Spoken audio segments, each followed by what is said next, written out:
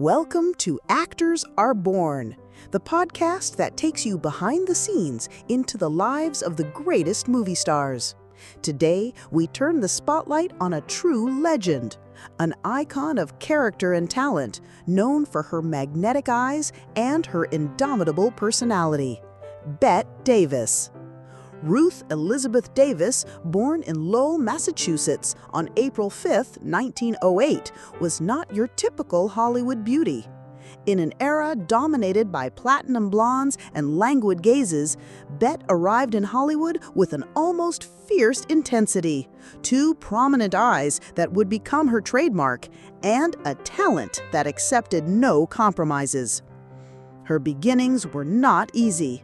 After cutting her teeth on Broadway, she made her way to the cinema in 1930, but her first films with Universal were unsuccessful. The studio didn't know how to showcase such a different kind of girl, so much so that after just a few films, her contract was not renewed. As she was packing her bags to return to New York, a phone call changed her life. Warner Brothers offered her a contract. It was the beginning of a legendary, albeit turbulent, collaboration. Her big break came in 1934 with Of Human Bondage. The role was that of Mildred, a vulgar and cruel waitress, a character so unpleasant that many actresses had turned it down. Bette, however, accepted it, transforming it into a masterful performance that earned her the attention of all of Hollywood. From that moment on, her rise was unstoppable.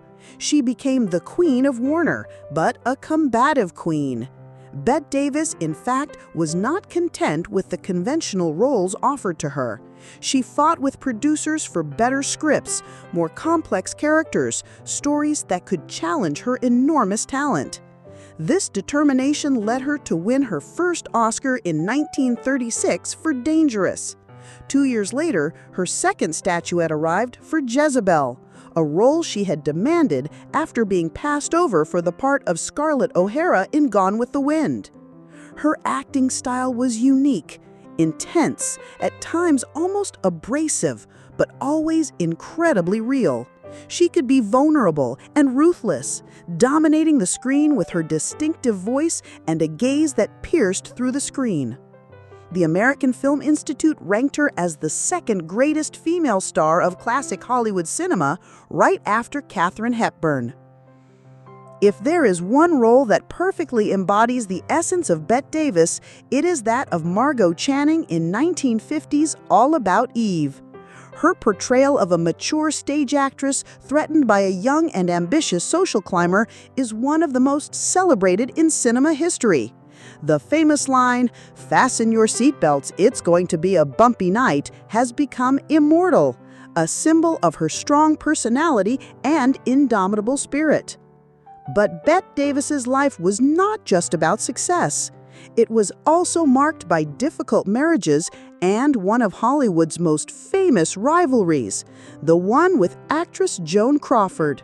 An enmity that lasted for decades, fueled by professional and personal jealousies, culminating on the set of the 1962 psychological thriller Whatever Happened to Baby Jane. The two divas, now in the twilight of their careers, brought their mutual hatred to the screen, creating a film that became a cult classic and earning Bette her 10th Oscar nomination. Bette Davis worked until the very end, alternating between film, television, and theater without ever losing her grit. "Old age ain't no place for sissies," she used to say, and she was the living proof of it. She died at the age of 81 on October 6, 1989, leaving behind an immense legacy. She was not just an actress, but a symbol of independence and courage. The first woman to be elected president of the Academy, a pioneer who showed how talent and character can overcome any stereotype of beauty. As she herself said, "To attempt the impossible in order to improve your work." And Bette Davis, in her extraordinary career, never stopped doing just that. You've been listening to Actors Are Born, the podcast that pays tribute to the stars of cinema. We thank you for your attention and look forward to seeing you for a new portrait. See you soon!